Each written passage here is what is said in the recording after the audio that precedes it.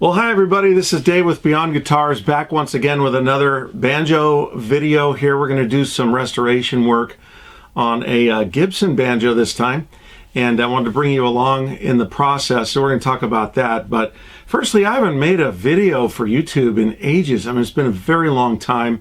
I've had some health issues and 2 spinal surgeries later. I'm feeling really good, and I've got some really fine memories that I'd love to forget.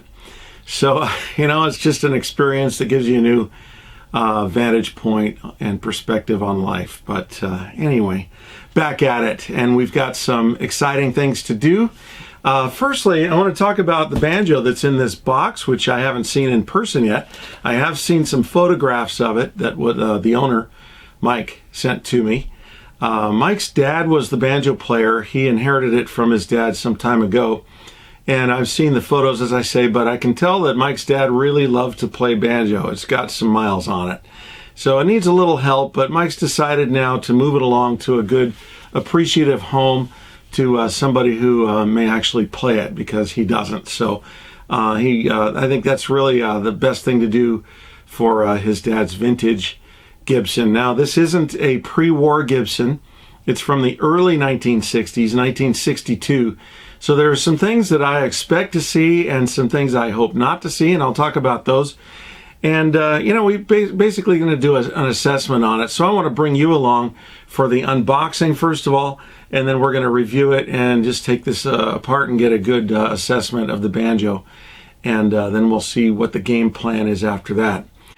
This is an archtop banjo we're going to be looking at, which was a real common style for Gibson in the early 60s.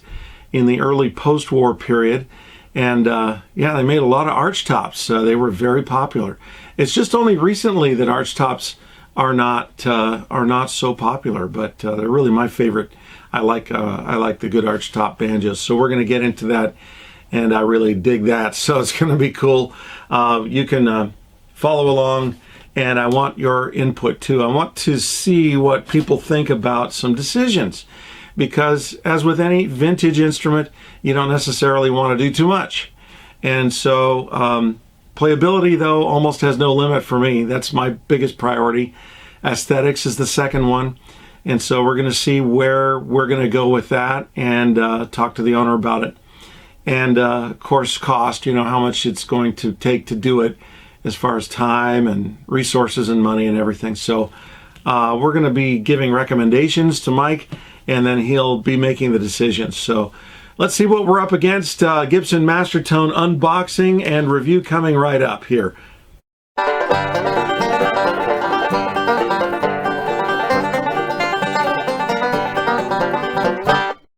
So it's got an old guitar box from Sam Ash, and this box is, if you have a guitar box, that's really the way to ship it. And FedEx actually has a good guitar box. It's a little big. I usually cut them down a little bit.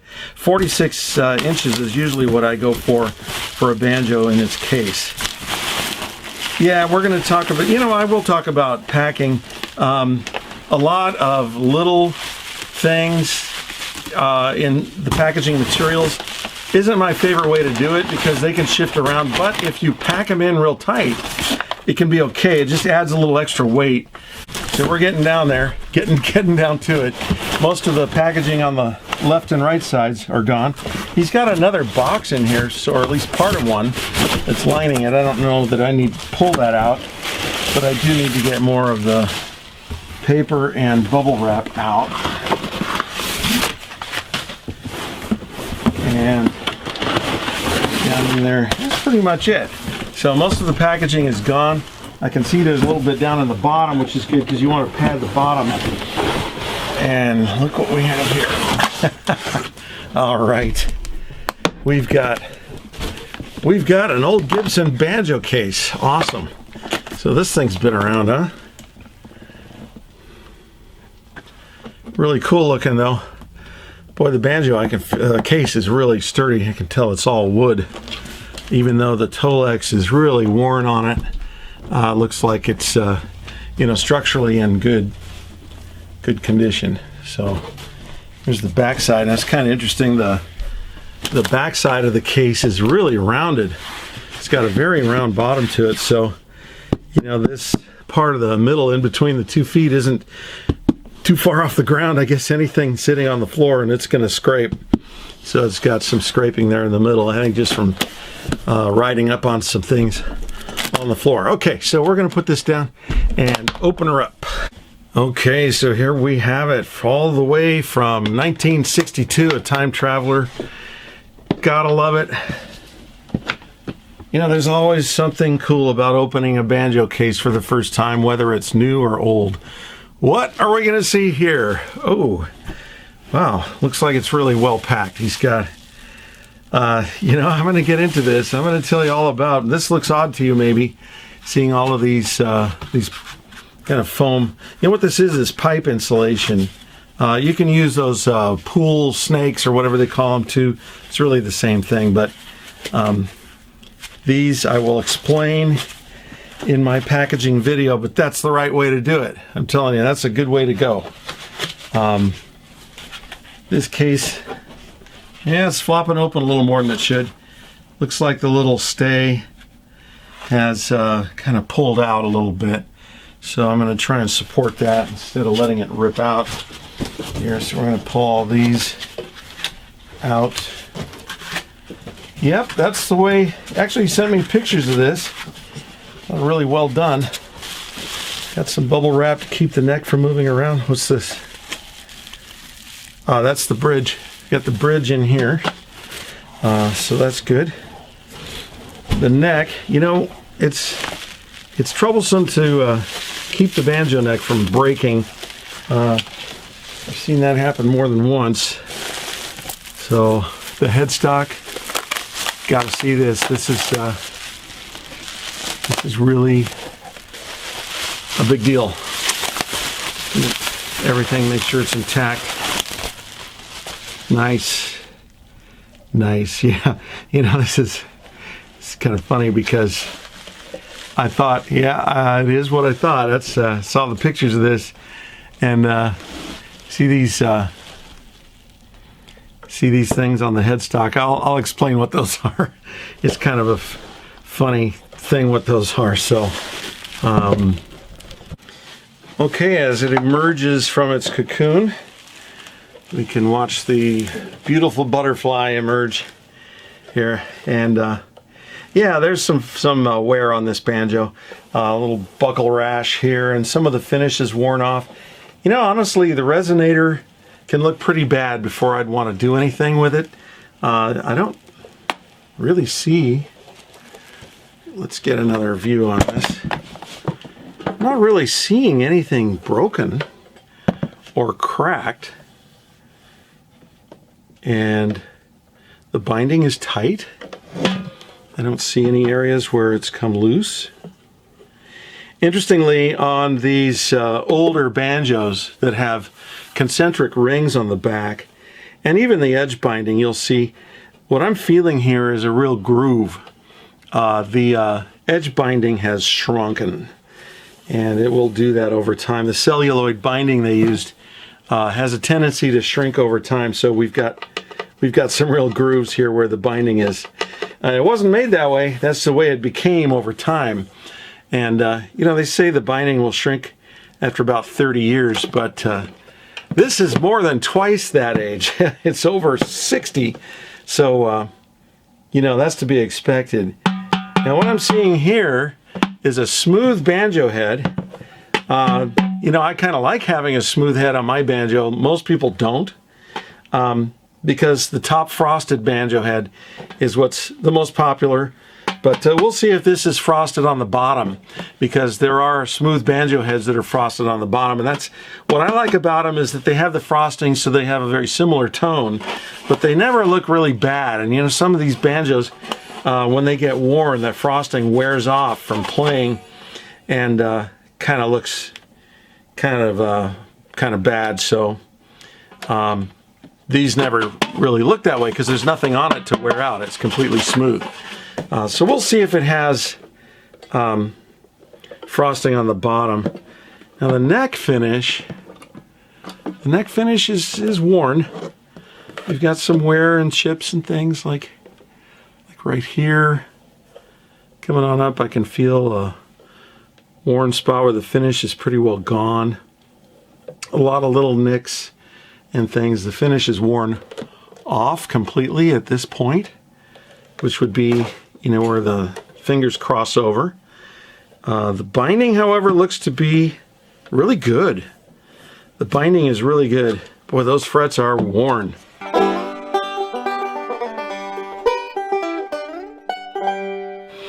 I can see too that the frets are kind of green from corrosion. And overall, just handling this banjo, it's got a kind of a coating on it that's kind of sticky and old. So, boy, it's a little grimy, so definitely needs some cleaning. So that's going to be part of playability, and I would consider very important. So we've got some finish wear. It looks like it's worn off completely in this area right here. Little spot where it's worn completely off here. And gee, right along the edge here, right along the edge where that fifth sliding capo is the finish is actually completely worn off. It's bare wood right there. Now the back of the headstock, looks like the finish has blistered on the back here. You know what I'd be willing to bet is that he had this on a stand next to a fireplace or something, and the heat got to it. And that may have definitely contributed to the finish wearing off here in the back too. We'll never know, but that looks like heat blistering to me. Yeah, I don't like the looks of that. If I were to approach this aesthetically, that would be an area I would consider. Wouldn't be hard to kind of fix that area anyway. So we'll see a little more about it. And a lot of grime. It's typical of an old banjo. You know, they just they collect dirt, and you'll see how dull the finish is. And nickel finish will kind of dull down a little bit, but that's okay. I like the look of a duller nickel, but when it's real dirty, that's a little bit different. So we've got it in a workable position here. This banjo, and it varies, some banjos have 4 thumb screws, some have 3. I've even seen some with only 2 thumb screws just opposite each other. 3 or 4 I think is good. Never seen 5. So there's 1. There's a second. And the third one must be over here. Yep, there it is. And that's it. 3 screws, bolts, thumb bolts, resonator bolts. There we go. Now we ought to be able to just lift it off. And there we go. There's the old resonator. You know, I'll get another good look at this. It's got tapered walls, which is very traditional for a Gibson. And, well, it looks solid. You know, I don't see any problem. It's never been dropped. Finish is worn. That's okay. It's in good shape. A little bit of wear right along the edge, but again, I don't see any structural problems with the resonator. Looks very good. Okay. So, that's not something we are going to have to address. It's got some aesthetic issues. We'll see what we're going to do about that. So now, we're going to flip it over. And what I was talking about earlier would be evidenced here. The banjo head is smooth on the back. So it is completely not frosted, which means it'll have a very bright sound because the non-frosted heads just sound really crisp and bright. But I'll tell you what, this is something that I like to see because the 60s are known for Gibson having taken a turn in their quality, and one of the primary things they did, I'll never know why, they went to a real thin rim on the pot. But this is not. This is before they did that. Probably only a year or so before they went to the thin rim. And looks to me like I'm going to get my caliper here and take a good measurement. It is 0.589590 as I take it off. So we've got a 1/2 inch rim here. 1/2 inch rim. And one thing I like to inspect carefully on these, and if you're ever looking at a banjo to buy, it's okay to see the actual seams between the pieces of the rim, because they are separate pieces that are glued together. So we've got 3 layers. What you don't want to see is gaps between them. You know, if you see the glue joints coming loose and you can actually see a gap in there, but I don't. That's in really good shape. And I like to tap on things too, just to hear if they rattle at all. And I don't have to tap hard, just enough to see the rattles, hear the rattles if there are any. Now it's okay to pick these up by the coordinator rods. They're locked into the rim and the neck. They support everything. So coordinator rods are actually a good sturdy handle. So no problem doing that. Now, you know what I want to see here is the neck angle and how this may be set up. I don't know, the bridge is off, and I have to track down that bridge. I find it, here's the bridge, found this thing. I don't know if any of you saw me throw it in the box again, but that's where it was. Put it back in the shipping box. Anyway, I have it now, so we're going to see what we have here. Most of the time, a bridge this age, we're not going to keep because they just don't last forever. They can last longer than most people think, I believe, but it just kind of depends on their shape and how they have withheld pressure on them for so long. So what we have here, I recognize that it's a Grover bridge. Those were popular back in the 60s and 70s. In fact, I have some here, and I can see right here, this bridge is bowed quite a bit. See it rocking? It's like a big saddle now. It's just got this curve. In fact, the middle of this bridge is quite a bit lower than the ends. Not something we're going to want to keep, but it is, I believe, a 1/2 inch bridge, no, 5/8 bridge, which is the most common height for a bridge. And this is 0.612. 0.612. 625 would be 5/8. So let's see what it does. We're going to put this bridge on.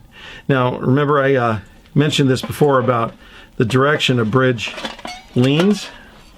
And this bridge is leaning this way. It's leaning over this way a little bit. So that's the way we're going to put it on. The strings are loose, so we can just slide it in there and move the strings over to their positions. And there's a little mark here just from time where this bridge has sat for so many years. Now the head's not original to this banjo. They did come with a frosted head. So I know the head isn't as old as the banjo, but it's old. So what we want to do here is tune it up, at least reasonably. It doesn't have to be perfectly tuned. That's not real important, but a little better than that.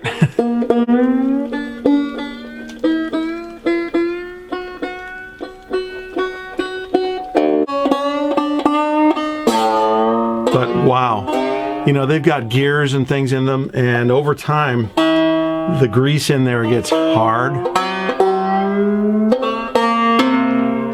Oh, it's hard to turn. Now here, let me tell you something about turning tuners that are difficult to turn. Like these Keith tuners here. Real tough to turn. I'm going to go very slowly, because if I turn any harder, I may spin the tuner. And if you spin the tuner, you know, there's not much to a tuner to keep it from actually rotating in the hole. And if it's got a lot of drag and you go and twist it hard, that whole tuner, the whole body of the tuner can spin. The only thing really keeping a tuner from spinning, and I can show you here, I've got some tuners. There's a little, almost like a little brad sticking out of the body. And on this Goto tuner, you can see it right here. Right here, there's a little teeny little brad. Now, when you put these through the hole in the headstock and tighten the nut on the front, you sandwich it in there like that, and that brad gets pressed into the wood in the back, and it keeps the tuner from spinning. So if that tuner is very hard to turn, it's easy enough to get that brad to spin, and now what you've done is carved a groove, a circular groove in the back of the headstock, and you'll never get this thing to lock in again. So you don't really want to spin the tuner. Okay, I think point well made there. So it's about all I have to say on that. So you got to be careful not to spin a tuner. So be sure if it's tough to turn, go easy or don't turn it. So I can tell you that the action is high on this banjo. It's very high. It's higher than I would want my banjo to ever be. We've got a lot of space there between the string and the fretboard. So I'm going to use a standard type of string height gauge. This is a D'Addario brand, but StewMac has them, and LMI has them, and you know, virtually every luthier supply has a string height gauge. And with this style, it's just got different heights marked along the bottom edge. So I just hold it up here to the string and compare the height. And we're looking at, gosh, bottom of that string is about 140 thousandths high off the 12th fret, and that's way, way high. I like to get it under 100 for sure on the 12th fret. So the next thing I want to do is see, why is the string height so high, and did he really play it that way? There are things to check, and the first thing I want to do is check the tension on the coordinator rods. Has the neck been adjusted so that it's forward too far? If the back rod has pressure on it, it's going to push the neck forward by warping the rim a little bit in the back outward. And likewise with the front one, it can cause it to move back, but you'd need to kind of coordinate the two so that you're not just pushing the whole rim apart. There's no point in that. What you want to do is twist the rim a little bit to adjust the neck. Now the thing you don't want to do is ever make those adjustments here. This always needs to be tight, the rod's against the neck, holding it to the rim. Okay, now this has a double locking nut system here that is kind of different. Let me get the camera a little closer. So a little closer here, now we can see that there are two nuts on the coordinator rod end here. This one I can just back off without, it's just to keep it from ever turning, which I don't find they ever do. Those were not very tight, and that's okay. And this bottom nut on the outside is already loose. There's no tension on that at all. So what I'm going to do is turn these to loosen them, and that'll give me an idea how tight they are. And every time I set up a banjo, I like to loosen these so that it's neutral, and I don't start warping things even farther than they were. So let's just get a little turn on that. Oh, no tension at all. Very, very loose. And same here. So these two nuts, no tension on them at all. So this really has been sitting in a neutral position. I was kind of hoping that I would find that this rod was pushing out a little bit on the back, making the neck come forward, because it's high action. So, you know, there's a little bit of adjustment you can do with coordinator rods, but not a whole lot. And I can tell you that much, 130 thousandths is a little more than I would want to try and take out with coordinator rods. You see, if you start warping the rim a lot, especially with old dry wood, you can start cracking and loosening joints and things. So I try and get as close to neutral as I can without warping. Now I can see that this head, just from experience, is a little bit on the loose side. So if anything, that bridge is a little bit low. If I were to set this up, I would tighten the head tighter than that for sure. So I know that the bridge is already sitting a little bit low. If it is loose, it's a little low. It's certainly not too tight, so it's not too high. And the strings are still too high. So there's no adjustment I can do with the head to get this lower. And I can do a little adjustment with the coordinator rods, but I don't want to do too much. So you know what I'm thinking? There are two things I can do. You know, it might need a heel adjustment, which means the cut of the neck will need to be adjusted a little bit to make it sit against the rim with a little bit more back angle to it. But there's something else we can do. Do you know what I'm thinking? What can we do to lower the action of those strings other than cutting the neck heel? Because that, I'll tell you, cutting a neck heel on a banjo is not for the faint-hearted, and it's not for those who haven't done it before, because it's it's a challenge at the very least. So you know, something you don't want to approach. So what else can I do? What I've got here is a Golden Gate 1/2-inch bridge. This 1/2-inch bridge is going to be significantly shorter. And see, I can fit it under this bridge quite easily. There's my angle. It's leaning toward that bridge. I'm just going to slide it under here. I'm going to tip this bridge over. While the strings are sitting on the new bridge. I'll move it back where the other one was. Changing a bridge is not a big deal. It's already done. Pop it into the grooves. And now look at that. We have really low action. And you know what? That's cool, because I'm going to tighten this. I'm going to replace the head, but when it's adjusted, it's going to be higher. It's going to raise that bridge up a little bit. Anyway, I still have a little room left in the coordinator rods, and we are down now. I'd say it's about 65 thousandths of an inch. If you can't see it, there are little marks across the bottom edge here that I'm looking at as I lay this across. So which one do I see at the bottom of that string? Between 60 and 70, so about 65 thousandths. I can deal with that. That's going to be okay. There's one other aspect to this that I really want to get at least a good idea about, and that is the straightness of the neck. Now it seems to play, and I know it's too close. The strings are a little too close right now, so I do have some string buzz. But generally, I think it's got some real promise here. And if I don't have to touch a coordinator rod, I'll leave it alone. But what I want to kind of at least get a good view of, and I know not everybody can do this, and it's impossible for me to get this on the camera. So I'm going to tell you what I'm doing. I'm going to put this down just kind of on the tops of my feet, like this, and it's just sitting here on my feet. And I'm going to get a good look right down the side of the fretboard. And what I want to see is, if it's not perfectly straight, I want to see a little bit of a curve in the neck. I want to see a gentle relief. It's what they call relief. It's going to be positive relief on this. And I see that. And a little harder to see on the other side, but I can look right down the middle too. Boy, it's funny when I look at these frets edge on like this, I can see a lot of green, a lot of tarnish because of the copper in the metal of the frets themselves. And that has tarnished quite green, and I'm sure I won't be able to get that on camera either, but I could try. Could see if I can do that.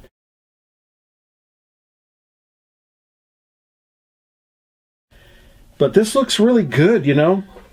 The neck doesn't have any twist, and it doesn't have any back bow, that's for sure. That's the worst. I'm not going to touch the coordinator rod on this. I'm not going to do anything. Final setup, I might change my mind, we'll see, but I think right now we're good. Okay, so this is the moment I've been kind of waiting for. I always look forward to doing this. The banjo needs so much setup. It needs frets, the action's too low, all kinds of things. I expect to hear some string buzz. That's going to be just a given. But I try to look past that at this stage because it's not set up or anything, and it's got a really bright head on it. The tuners are really hard to turn. We're going to have to address that. A whole bunch of things here we need to do, but I want to see what the pot sounds like. So it should have good volume.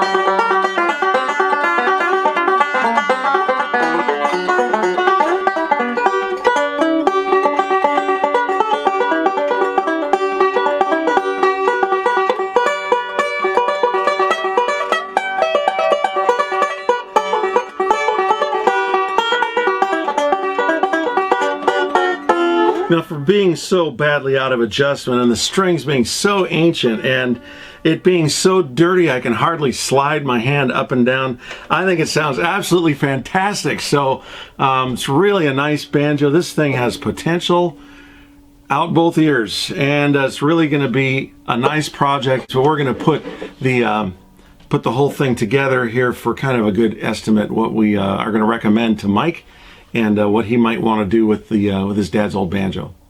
Okay, so this is where I want to start forming my thoughts and gather observations and develop opinions, and then turn those into recommendations about how to approach repair and restoration and make it a player-worthy banjo again. And I'd like you to think along with me. I'd like you to comment. What would you do in this situation? So first of all, the things that make it playable really need to be addressed. Absolutely. First of all, it needs to be cleaned. Full disassembly, cleaning the hooks and nuts and the ultrasonic, hand washing all the other parts. So everything's coming apart. The frets are really worn badly, past the 12th fret, so all of them need to come out. The rest are corroded anyway. The fretboard has some fingernail trenching, as you can see, which really isn't a huge problem, but this could be reduced with a leveling, which can be done very easily when the frets are out. So that's new frets and fingerboard leveling. Then naturally refreshing the worn replaceable parts will give it a genuine Remo top frosted head, which it came with from the factory, and we know it needs a new 1/2-inch bridge. Then there's the tuners, which right now there are two monstrously hardened up old Keith tuners, two functional 5-star tuners, but I did find in the box the owner sent me some parts, and there are the other two 5-star tuners, so that gives us a good set. All I need to do is get some buttons for the tuners that all match, and that's really a big money saver there. So after I've given it a good setup and the polished new frets and working tuners, it'll be a real player. But talking about the finish, would you do more? I mean, would you feel proud to play your vintage Gibson that sounds great but still looks like what you're looking at right now? And how much patina is okay, and where does it begin to really cut into your pride of ownership? Is refinishing an old banjo really a sin? I mean, should we ever or never do that? Well, this is where some judgment comes in. The really collectible banjos are known as pre-war, of course, and those were made before World War II, and many of those were actually made by Gibson as tenor banjos. Any model starting with the letters TB were actually a tenor banjo, but they aren't very popular today, and if you play bluegrass, that part of authenticity just has to go. So players, owners, collectors, they basically toss the neck and have someone make a new 5-string neck. They call it a conversion banjo and turn it into what looks more like an RB type of model, what Gibson called a regular banjo, and make it playable to them. That's the 5-string. So that's perfectly fine, right? I mean, authenticity just gone with the neck being removed. And on the other hand, it's from 1962, so it doesn't carry that prestigious cachet, real or perceived, the pre-war moniker. So my recommendation is going to be, of course, take care of everything we talked about, but refinish the neck. It's an intimate part of the instrument. You have your hand on it all the time when you're playing. When you feel the roughness and the bare wood, it's not going to be pleasant. I think pride of ownership is an important factor. So I would say let's get that neck into really nice condition again. We'll take off the sliding capo, we'll put in the 5th-string spikes, and just make it look nice again with some nice nitrocellulose finish. We'll duplicate the finish that was on it from the factory, and I think that will be fantastic. So that's what I'm going to recommend. Hit that bell and make sure you subscribe so that you get notified of the next video. I'm going to make regular videos on this project, and next time we'll find out what the owner wants to do with it, and we'll get started and dig into this.